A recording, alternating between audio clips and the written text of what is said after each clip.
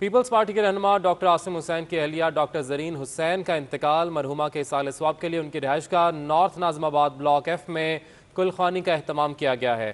آپ کو اپڈیٹ کر رہے ہیں کہ پیپلز پارٹی کے رہنما ڈاکٹر عاصم حسین کی اہلیہ ڈاکٹر زرین حسین کا انتقال، مرحومہ کے اصالِ ثواب کے لیے ان کی رہائش گاہ north Nazimabad block F میں کل خوانی کا اہتمام کیا گیا ہے، جس میں بڑی تعداد میں لوگ جو ہیں وہ شرکت کر رہے ہیں۔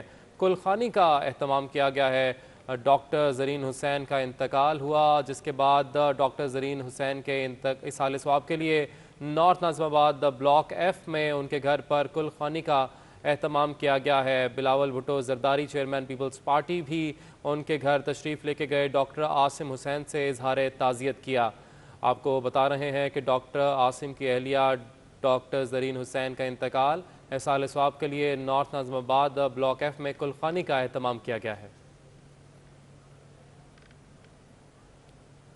پاکستان پیپلز پارٹی کے چیئرمین بلاول بھٹو زرداری کراچی میں North Nazimabad block F میں ڈاکٹر عاصم حسین کے گھر گئے۔ چیئرمین بلاول بھٹو زرداری نے ڈاکٹر عماد حسین اور ڈاکٹر ندا حسین سے بھی ان کی والدہ ڈاکٹر زرین حسین کے انتقال پر اظہار افسوس کیا۔ چیئرمین بلاول بھٹو زرداری کی مرحومہ ڈاکٹر زرین حسین کے بلندی درجات اور لواحقین کے لیے صبر جمیل کی دعا بھی کی۔ چیئرمین بلاول بھٹو زرداری کے ہمراہ راجہ پرویز اشرف، وزیر اعلیٰ سندھ سید مراد علی شاہ، سید قائم علی شاہ، شازیہ مری اور نثار کھوڑوں نے بھی ڈاکٹر عاصم حسین اور ان کے خاندان سے تعزیت اور فاتحہ خوانی کی۔ مناظر بھی آپ دیکھ رہے ہیں، چیئرمین پیپلز پارٹی بلاول بھٹو زرداری کراچی میں North Nazimabad block F میں ڈاکٹر عاصم حسین کے گھر گئے۔ چیئرمین بلاول بھٹو زرداری نے ڈاکٹر عماد حسین اور ڈاکٹر ندا حسین سے بھی ان کی والدہ ڈاکٹر زرین حسین کے انتقال پر اظہار افسوس کیا۔ چیئرمین بلاول بھٹو زرداری کی مرحومہ ڈاکٹر زرین حسین کے بلندی درجات اور لواحقین کے لیے صبر جمیل کی دعا، جبکہ چیئرمین بلاول بھٹو زرداری کے ہمراہ راجہ پرویز اشرف، وزیر اعلیٰ سندھ سید مراد علی شاہ، سید قائم علی شاہ، شازیہ مری اور نثار کھوڑوں نے بھی ڈاکٹر عاصم حسین اور ان کے خاندان سے تعزیت اور فاتحہ خوانی کی۔ جبکہ آپ کو بتائیں کہ پاکستان پیپلز پارٹی کے چیئرمین بلاول بھٹو زرداری کی پیر صاحب پگارہ کی رہائش کا آمد۔ بلاول بھٹو زرداری نے پیر پگارہ پیر سید صبغت اللہ کی والدہ کے انتقال پر ان سے تعزیت کی ہے۔ اس حوالے سے مزید جانیں گے، ہمارے نمائندے محمد کامران ہمارے ساتھ موجود ہیں۔ کامران بتائے گا۔ جی بالکل، پاکستان پیپلز پارٹی کے چیئرمین بلاول بھٹو زرداری پیر صاحب پگارہ کے رہائش گاہ پہ پہنچے ہیں۔ چیئرمین بلاول بھٹو زرداری نے پیر پگارہ پیر سید صبغت اللہ شاہ کی والدہ کے انتقال پر ان سے تعزیت کی ہے۔ اس موقع پر چیئرمین بلاول بھٹو زرداری نے پیر سید صدر الدین شاہ اور پیر سید محمد راشد شاہ سے بھی افسوس کا اظہار کیا ہے۔ بلاول بھٹو زرداری نے پیر پگارہ کے والدہ کے جنت میں بلندی درجات اور لواحقین کے لیے صبر کی اس موقع پر دعا کی ہے۔ بلاول بھٹو زرداری کے ہمراہ سید قائم علی شاہ، وزیر اعلیٰ سندھ سید مراد علی شاہ، شازیہ مری، نثار کھوڑوں اور جمیل سمرو بھی پگارہ خاندان سے اظہار افسوس کیا ہے۔ جی بہت شکریہ محمد کامران، آپ نے اپڈیٹ کیا۔ وزیر اعلیٰ سندھ کی سربراہی میں امن و امان کا اجلاس ہوا۔ ایڈیشنل آئی جی کراچی نے شہر میں اسٹریٹ کرائم 30% کم ہونے کا دعویٰ کر دیا۔ مراد علی شاہ نے کراچی میں امن قائم رکھنے کا عزم دہراتے ہوئے کہا کہ شہر قائد میں بڑی محنت سے امن قائم کیا، اسے خراب کرنے کی اجازت نہیں دیں گے۔ وزیر اعلیٰ سندھ مراد علی شاہ نے اسلحے کی نمائش پر مکمل پابندی عائد کر دی۔ اقتدار انور کی report.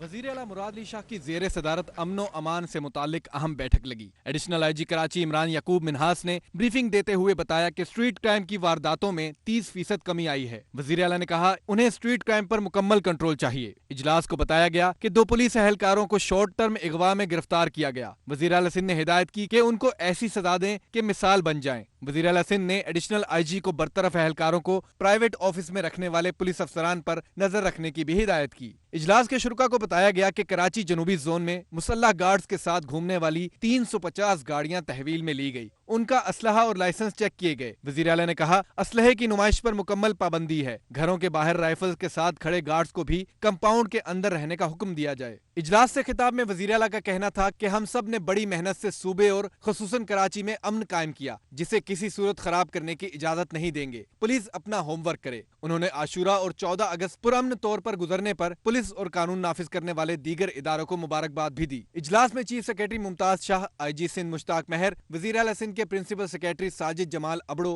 Additional IG special branch Ghulam Nabi Memon, additional IG Karachi Imran याकूब मिन्हास, DIG शर्की, DIG जनूबी जावेद अकबर रियाज, DIGHQ पीर Mohammad Shah, DIG garbi captain retired Asim, DIG CTD Umar Shahid, DIG CIA Numan Siddiqui, वजीर आला सिंध के एडिशनल सेक्रेटरी फयाल जतोई ने शिरकत की। अंदरूने सिंध से भी पुलिस अफसरान वीडियो लिंक के जरिए शरीक हुए। इक्तदार अनवर, City 21। हैंगटोंग 77 को रेस्क्यू करने का मामला बार बार नाकामी की वजह सामने आ गई है। जहाज के मालिक ने सीमैक्स कंपनी को जहाज निकलने का ठेका दिया और वो नातजुर्बाकार सीमैक्स ने एयान शिप ब्रेकिंग कंपनी को ठेका दे दिया।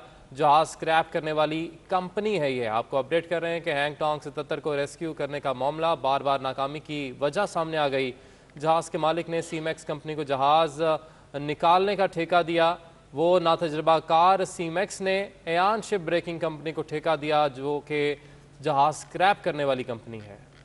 एडमिनिस्ट्रेटर बल्दिया कुरंगी साजिदा काजी की सरबराही में तमाम महकमा जाती अफसरान का इजलास हुआ है, जिसमें कई अहम फैसले किए गए हैं। इसी हवाले से मजीद जानेंगे वहीं पर मौजूद हमारे नुमाइंदे रिजवान अहमद से। रिजवान, इन फैसलों के हवाले से बताइएगा। जी बिल्कुल, डिस्ट्रिक्ट कोरंगी से मैं आपको रिपोर्ट कर रहा हूँ। यहाँ पे एडमिनिस्ट्रेटर साजिदा काजी साहिबा बाकायदा ज्वाइनिंग दे चुकी हैं। गुज़िश्ता रोज़ उन्होंने ज्वाइनिंग दी थी, अफसरान से मुलाकात भी की थी, तारुफी इजलास था। आज बाज़ाब्ता मीटिंग हुई है अफसरान से कि किस तरह आवाम को डिलीवर करना है और किस तरह महकमों को चलाना है। मज़ीद इनसे जानते हैं। बहुत शुक्रिया। मैडम, ये फरमाइएगा कि कहा यह जाता है कि जब वसाइल जो है वो कम हो और मसाइल ज़्यादा हों तो बेहतर हिकमत अमली अपना कर मामलात बेहतर तरीके से चलाए जा सकते हैं। आपकी क्या हिकमत अमली होगी? सबको कैटेगोरिकली ये कह दिया गया है कि जी आवाम के लिए काम करना है और जितने भी मसाइल हैं बल्दिया से रिलेटेड वो तमाम हल करने हैं। कुछ इंटरनल इश्यूज़ हैं DMC कुरंगी के, इंशाल्लाह वो हल करने हैं और ऑब्जेक्टिव एक ही है और वो डिलीवरी है। अच्छा, ये फरमाइएगा कि जो आपके दो जोन हैं ख़ास तौर पे लांडी और कोरंगी, वो दूर अफ्तादा इलाके हैं, मज़ाफ़ाती इलाकों में शुमार होते हैं कराची के। मसाइल वहाँ पर बहुत ज़्यादा हैं, ख़ास तौर पे फ़नामी और निकासी आपके। इसके अलावा हुकूमत सिंध का इस वक्त जो विज़न है, फोकस है, वो शजरकारी के हवाले से है। तो अर्बन फॉरेस्ट पे बहुत सारे मंसूबों पे काम हो रहा है, लेकिन आपके डिस्ट्रिक्ट कोरंगी की सूरत हाल ये है कि 12 आपकी ग्रीन बेल्ट हैं, उसमें से 7 तबाह हाल हैं। तकरीबन 1-1.5 महीना हो गया उन पे कुछ तरक्याती काम हो रहा था, वो रोक दिया गया है। इसके साथ साथ 200 से ज़ायद पार्क जो हैं वो जुड़े हुए हैं। तो इस चीज़ पे फोकस आपका किस तरह होगा? जी, वो डायरेक्टर पार्क से मीटिंग भी हुई है, उनको हिदायत भी दे दी गई हैं कि जितनी भी ग्रीन बेल्ट्स हैं और जो पार्क्स हैं जो अबैंडन्ड हैं या जिनको थोड़ा सा बेहतर बनाने की ज़रूरत है तो उस पर वो वर्किंग कर लें।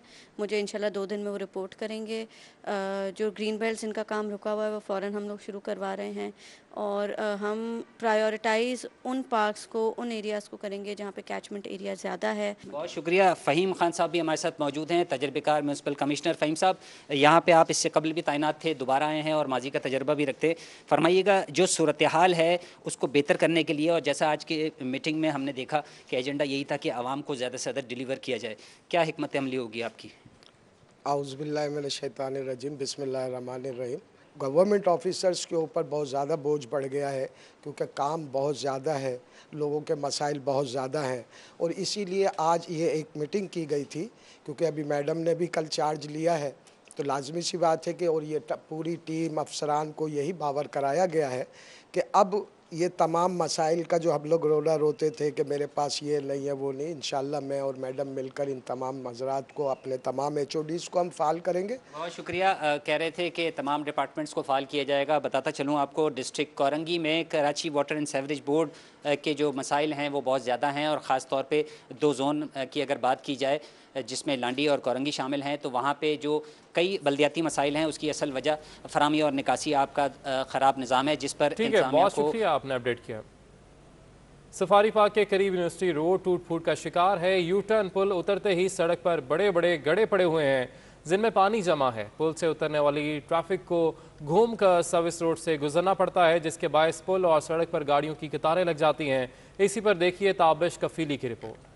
شہر قائد کی اہم اور مصروف ترین شاہراہوں میں سے ایک یونیورسٹی روڈ انتظامیہ کی غفلت اور عدم توجہ کی تصویر بن گئی۔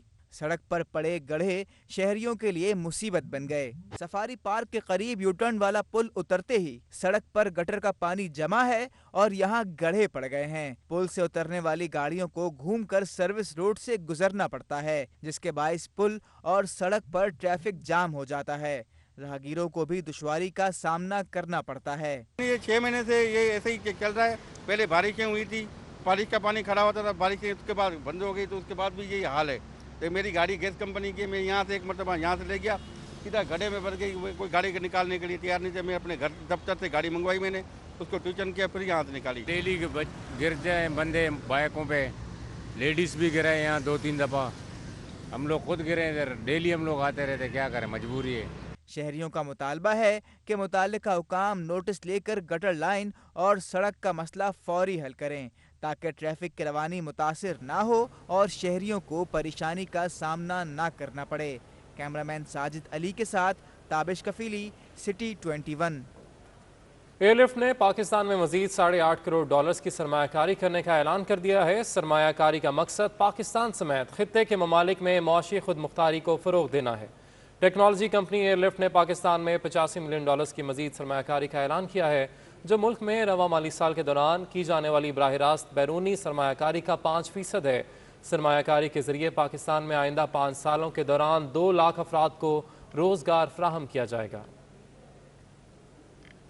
ڈالر کی اونچی اڑان کا سلسلہ جاری ہے۔ ایک دن میں ڈالر $1.08 مہنگا ہو گیا۔ انٹر بینک میں ڈالر 11 ماہ کی بلند ترین سطح $166.88 پر بند ہوا۔ ڈالر مزید تگڑا، روپے کی قدر مزید گر گئی۔ ایک دن میں انٹر بینک میں ڈالر $1.08 مزید مہنگا ہو کر 11 ماہ کی بلند ترین سطح $166.28 پر بند ہوا۔ ایکسچینج کمپنی ایسوسی ایشن کے جنرل سیکریٹری ظفر پراشا کا کہنا ہے کہ پاکستان کا درآمدی بل بڑھنے پر ڈالر کی طلب بڑھ گئی ہے۔ ظفر پراشا نے کہا کہ ڈالر مہنگا ہونے سے درآمدی اشیاء کی قیمت بڑھ جائے گی، جس سے عوام پر مہنگائی کا مزید بوجھ پڑے گا۔ یہ جو ڈالر بڑھ رہا ہے، صرف ڈالر بڑھنے سے یہ صرف عام آدمی، یہ صرف یہ نہیں کہ تھوڑا سا فرق پڑتا ہے، اس کے اوپر عام آدمی کے اوپر ہر آدمی اس سے متاثر ہوتا ہے۔ اس سے ہر کرنسی بڑھتی ہے، جو بچے باہر پڑھتے ہیں، پٹرول مہنگا ہوتا ہے، آپ کی ٹرانسپورٹیشن مہنگی ہوتی ہے۔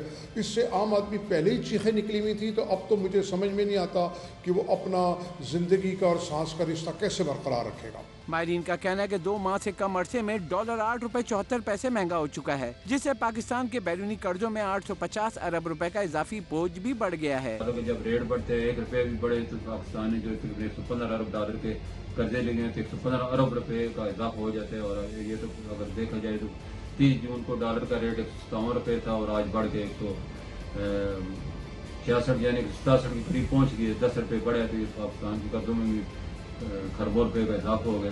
اس سے انفلیشن آئے گا، مہنگائی بڑھے گی۔ ماہرین کا کہنا ہے کہ ڈالر کی قدر بڑھنے سے برآمد کنندگان اور ترسیلات بھیجنے والوں کو تو فائدہ ہوتا ہے، لیکن درآمدی اشیاء پر اضافی رقم کا بوجھ بڑھنے سے مہنگائی کی رفتار تیز ہو جاتی ہے۔ اہم خبریں آپ نے جانی، نیوز اسٹوڈیو سے فی الوقت اتنا ہے۔